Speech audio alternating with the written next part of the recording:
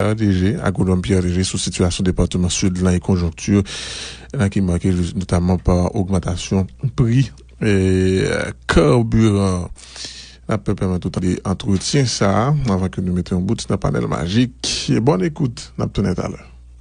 9.9 n'a entamé dernière ligne droite du panel là pour jeudi 15 septembre là et Robertson n'a recevoir agronome industriel Pierre Léger, homme d'affaires dans le département du Sud. Oui, c'est Daniel. Bonjour, agronome Léger, comment y est? Puis mal, la PKB.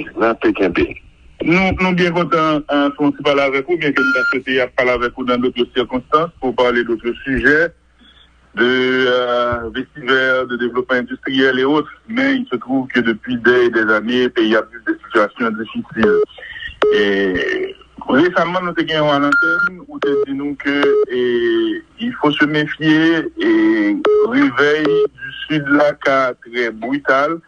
Et des jours après, on a vu que prédiction était cadrée avec la réalité. Et on a vu cette situation-là pendant qu'il y a une multiplication de manifestations en plusieurs points du territoire contre la cherté de la vie, contre l'insécurité, contre la crise gaz, et pour réclamer le départ du Premier ministre Ariel Henry. Le Premier ministre a annoncé 11 septembre dernier dans la déclaration que le prix du pétrolier va l'ajuster et dans demain, le Conseil des ministres fait et il prend des décisions pour faire des ajustements sous prix du pétrolier, des ajustements et dans certains cas de 100% et dans d'autres de 80% par rapport à certains produits. Ça, selon certains mondes, ils mettaient de l'huile sur le feu et gagner des colères. Et là, nous sommes à Port-au-Prince, c'est dans notre ville du province, au 3e jour, dans le pays loc, pratiquement. Au plan politique, et nous tentons de gagner des discussions faites, mais nous, pour qu'on ait une table officielle, formelle de discussion, ça n'a pas là la tour, il vient dans le contexte, côté l'une des rares fois, un regroupement d'hommes d'affaires qui ont note en leur nom propre pour encourager pour encourager acteurs politiques à faire des sacrifices pour joindre une solution à problèmes politiques, pour aller vers les élections, résoudre problèmes de sécurité et adresser des problèmes plus structurels qui lient notamment à modification au niveau de la Constitution. Maintenant, dans ce contexte aussi, il faut souligner le silence du corps groupe, le silence de la communauté internationale sur fond pratiquement de détérioration accélérée de la situation et au niveau du pays. Ce sont quelques éléments de cadrage que vous mettez dans la conversation, ça m'a bien avec vous là, et ingénieur Léger, pour me demander au sort, ouais, premièrement, au niveau du Sud, est-ce que colère là, pour le retomber, et sans ouais, tout au niveau national par rapport à la décision notamment que le gouvernement peut pour l'ajuster, prix pour du pétrolier à la hausse. Très bien. C'est malheureux que pas un dialogue entre gouvernement avec la population. Faut comprendre très bien, cher ami, cette passé-là, c'est pas un leader politique qui fait appel à la manifestation. C'est un ras-le-bol général. Et c'est toutes les couches de la société civile, qui prennent les rues, surtout les jeunes, les très jeunes. Alors, c'est là, c'est vraiment regarder que un gouvernement présenté tableau et produits pétroliers. Écoutez, il était consulté ensemble d'abord avec les syndicats de chauffeurs. Tout d'abord, les syndicats de chauffeurs pour discuter de la hausse du prix du carburant. Actuellement, la tendance est à la baisse. Aux États-Unis, c'est à la baisse. OK, $80 le baril de pétrole, etc. Je vous fais le calcul là bien. Le gallon revient à $2. Maintenant, il y a le transport, il y a les assurances, etc. Donc, comme il aurait dû avoir une discussion entre le gouvernement et les syndicats. Maintenant, ce qui s'est passé dans le Sud, des prévoiries, il a annoncé des couleurs. Et pourtant, dans tout le pays, Maintenant, on pose plusieurs problèmes là en même temps. Par exemple, le problème de la communauté internationale. Écoutez, ça c'est sérieux. Ça c'est sérieux. Pas bien oublier, par exemple, le président Paul Kagame, il dit, fais attention. Kofi Annan va demander des troupes pour faire toi, j'ai refusé. Attention. Donc, Paul Kagame, il prend ça d'Abdim. Il dit, j'ai refusé d'envoyer des fusils ou des troupes la caille. Maintenant, il est sûr que il ne faut pas trop compter sur la communauté internationale. Non, il ne faut pas trop compter sur le corps international, sur la communauté. C'est où pour pas décider moi-même. Alors, ce mouvement des jeunes qui ont ras-le-bol, hier matin, on a pris un texte de Jean-Miller Timothée, jeune avocat. Eh bien, idiot, c'est la première fois où il avant ça. Il a entendu, c'est un jeune qui est né bien longtemps après 86. Donc, situation actuelle-là, rappelez-nous l'étrangement, ce qui s'est passé le 7 février 86. La chance qu'on a jusqu'à présent, il n'y a pas de bévue policière. Il n'y a pas de bévue policière, chers amis. Imaginez au peuple ça, en hystérie, la mettre le gouvernement à genoux, hein. Et quand même tel parti même. Donc, c'est un pays pour moi, un pays est une grande entreprise. C'est une grande entreprise. Comme disait M. Dorval, ce pays n'est ni administré, ni dirigé.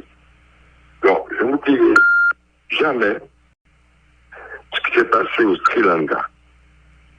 J'appelle l'un de ces messieurs du gouvernement, un jeune qui se trouve dans le gouvernement actuel. Je dis, monsieur, attention, ce qui s'est passé au Sri Lanka est arrivé en Haïti. Je dis, non, le peuple n'a plus le courage de faire une chose pareille. Il dit, eh bien, on va voir. Eh bien, ça passé. À part tout le monde dans la rue, il y a tout le monde dans la rue. Donc, il ne peut pas comprendre ce capable. C'est-à-dire, pas comprendre rien. Là, il veut le pouvoir, pour l'impression, j'aurais eu bouché, il ne va pas coûter. Il ouvre les yeux, il ne va pas ouais. Or, ce qui se passe aujourd'hui, ce peuple a fait. Je mets un Timothée écrit un texte là, l'idiot. C'est la première fois que je parle comme ça. Monsieur Yo, que dans un pays côté pas d'eau, pas d'électricité, pas d'école, en fait, de certaines zones, de l'arrière-pays. Non, mais ingénieur, j'ai pas de que m'interrompre. Et au niveau du sud, côté des Cailles, est-ce que la colère est en train de retomber ou bien est-ce que la colère s'est intensifiée? La colère a intensifié. C'est triste, mais la colère des jeunes, franchement, intensifiée. Pour qui ça? Bon, écoutez, je ne sais pas avec qui je parle. Ce sont des jeunes, de très jeunes. Je ne sais pas avec qui je parle d'école. D'ailleurs, la plupart d'entre eux, ils n'ont pas habité au Caille. Ils habitaient dans le pays. Ils habitaient Chantal, Ducis, et Cavaillon, Athènes, etc. Donc, au diable, ils parlent avec qui ils parlent à l'école, cher ami. Ils parlent avec qui ils parlent à l'université, BTI ou American University, ils parlent ouais. Ils n'ont pas habité les Cailles, ils habitaient en dehors des Cailles. Pas bien oublier, cher ami. Pas bien oublier ça en vie. Quand je vois, enfin, je vais prendre la route, de me voyager par la route. Un soir, vers 10h du soir, vers 9h30, 10h, je prends la route vers Port-au-Prince. Mon rencontré 4 étudiants au bord de la route. C'est étudiants, ils sont à l'école, il y a plein nous dit, par contre, qui va être aller.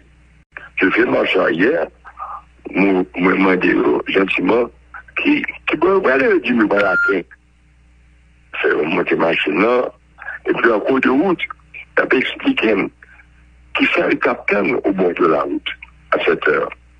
Il y a plein de camions qui sont du 6 chargés bœuf, c'est avec bœuf que vous voyagez jusqu'à Aken.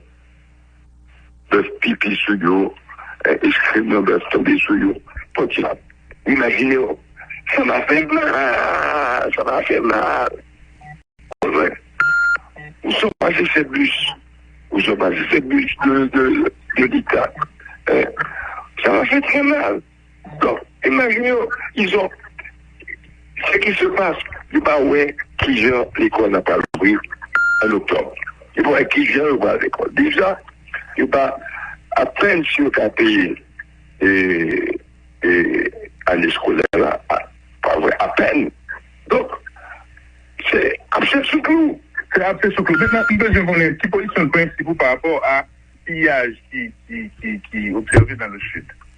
Et au Caille. Écoutez, pillage là, il y a toujours des casseurs. Ah ouais, même dans les pays civilisés. Toujours un casseur. Bon, il y a un profiteur, tout, etc. Mais en général, cet affaire-là, c'est le ras-le-bol de la population. Est-ce que selon vous, augmentation prix produits pétroliers, c'est sous clou sur l'huile limite sur du FEA?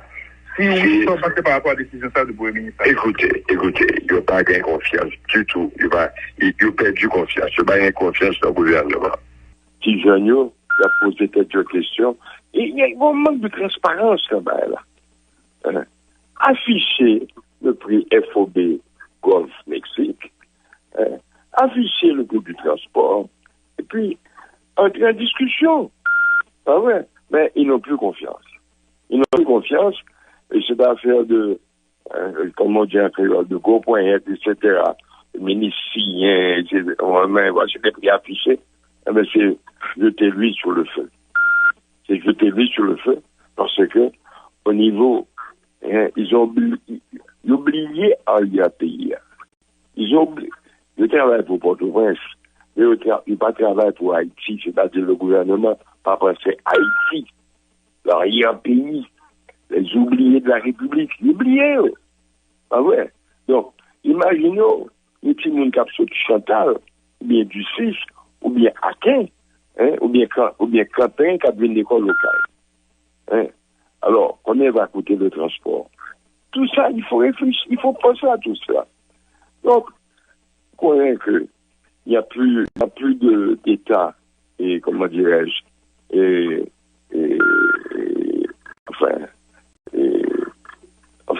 bref. Bon, on connaît que c'est dur de subventionner, mais l'État d'eau, le gouvernement aurait dû s'asseoir. Il n'y a plus d'État-providence. Donc, maintenant, le gouvernement aurait dû s'asseoir, dans le cas d'Haïti, s'asseoir avec les syndicats et entrer en discussion, montrer un peu plus de transparence. Ah ouais, mais il va comprendre. Maintenant, au plan politique, je me pose une avant-dernière question. Au plan politique, il y a un regroupement patronal, d'hommes d'affaires et connu de la place, qui ont indiqué qu'il y a une nécessité et un engagement à ce niveau pour qu'il y ait plus de responsabilité fiscale, pour l'État mieux gérer les ressources publiques. Et ils ont appelé les protagonistes politiques à mettre intérêt Haïti devant pour une solution qui joigne et entre-temps l'établissement de la sécurité, élection et modification au niveau de la Constitution. Soit passé par rapport à ça. Écoutez, il faut le sincère, ça dire. Il faut le sincère. Parce que tous les pays du monde, c'est le secteur privé, qui vraiment, le vrai secteur privé, parce qu'il y en a plusieurs, qui se penchent vers la population. Donc, il faut être sincère. C'est pas au gouvernement de tout faire. Pas vrai.